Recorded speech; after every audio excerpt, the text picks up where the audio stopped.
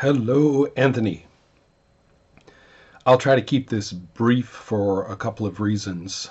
The main one is that it's really hard to communicate solidarity without being perceived as patronizing, especially when it's all about, well, I get what you're doing, or I see what's happening, or I feel I know something about your experience.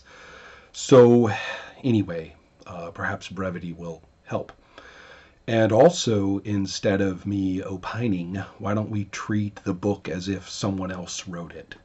And I'll read from a couple of places, again, in the spirit of I play this game, you play this game, this is what it says, and that's cause for celebration. All right, here's one piece from pages 40 and 41,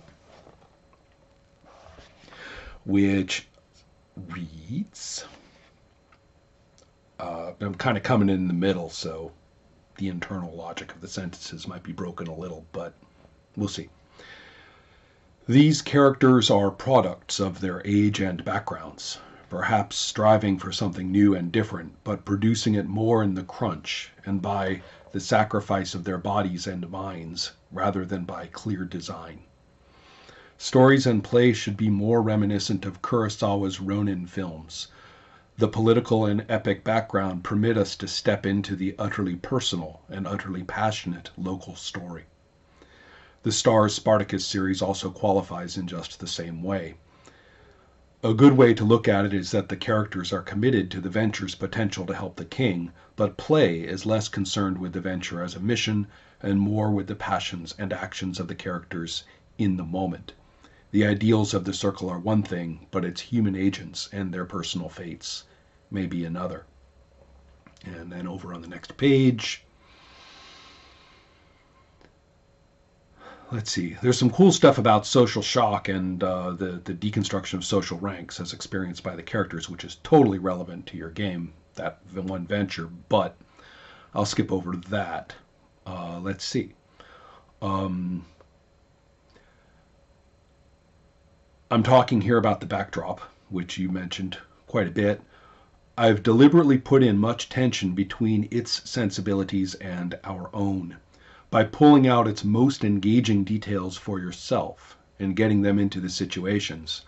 By playing scenes in those situations with color and verve, you'll give that backdrop purpose and an imagined force it could never have had on the pages of a book.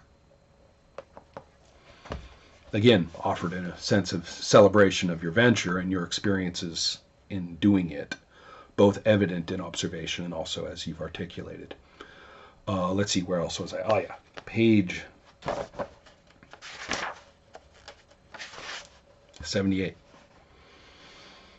This had to do, and 79, this has a bit to do with looking back on what I learned from playtesting or observed. Let's see, again, kind of coming in oddly with preceding sentences that I'm not including. There's a learning curve involved for everyone, certainly about the mechanics of magic or fighting, but more importantly, about the interplay between what is prepped and known and what is left to emerge during play. Let's see here. I'll bite my tongue about the part here that talks about playing through a number of ventures and having people adjust to the features of the game that can only be experientially learned, as far as I can tell. Well, let's go elsewhere. On to the next page, 79.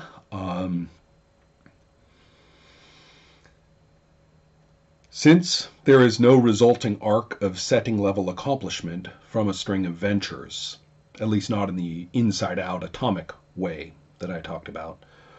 Okay, back to it. The only real payoff is internal in each one. Moments of pure character expression in action and at risk, ending in triumph or disaster.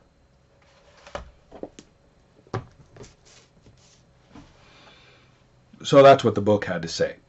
And I'm really, really glad of its interaction with you and your interaction with each other. A couple of things I had thought about in our previous conversation when I talked about kind of digging deep and bringing your experiences of tragedy or sensation into play. One thing that I thought about mentioning and said it would be tasteless TMI and very mean of me to do was the fate of a pet. And I recognize how important this is to you personally in your life. And so I was like, oh, I'm not going there in this conversation. And what happens? But you bring it into the venture and, hit everybody playing and anybody watching the video between the eyes with it because of the power fueled anyway, because of the power that it has for you, I think. And so I stand in humility that you chose to do that. All right, well, in the light of my claim about brevity and it's rapidly disappearing, I'll try to finish on a final strong kind of thoughtful point, I hope, which is your distinction between the visceral experience of a game master and the visceral experience of a player.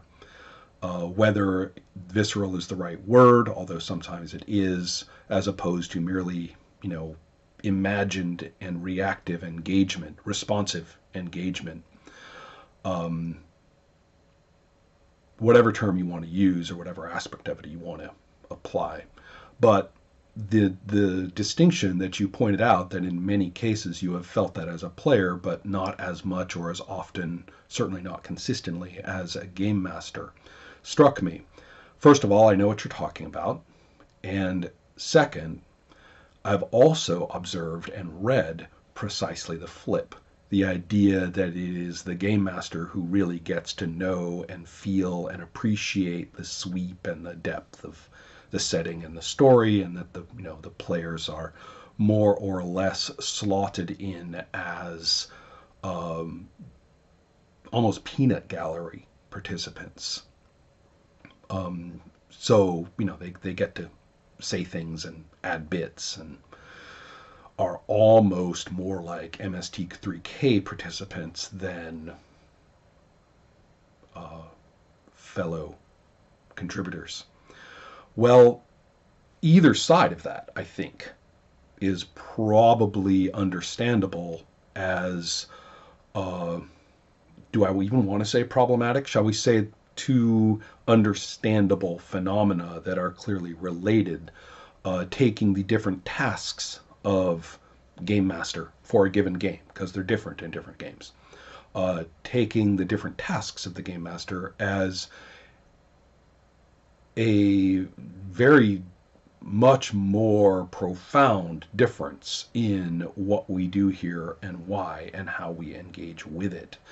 And as you know, and as I have seen you talk about and do in your games, you also, like me and others, break that gulf and say, well, no, we are actually all here to participate, and that there are imagined aspects and communicative aspects of this that we all partake of.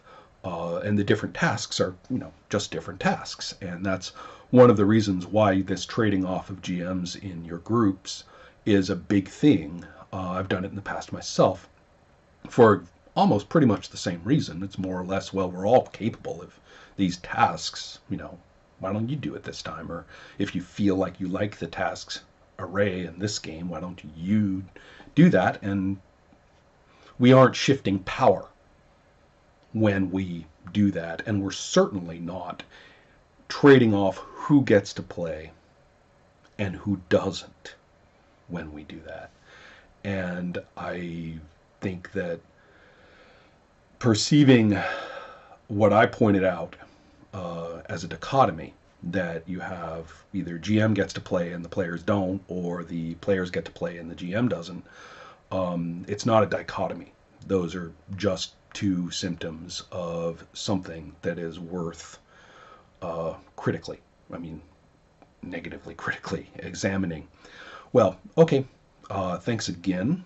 I look forward to the next in this ongoing multi-video tapestry or inadvertent encounter group that seems to be going here with this game that I authored, and I appreciate it very much. Take care.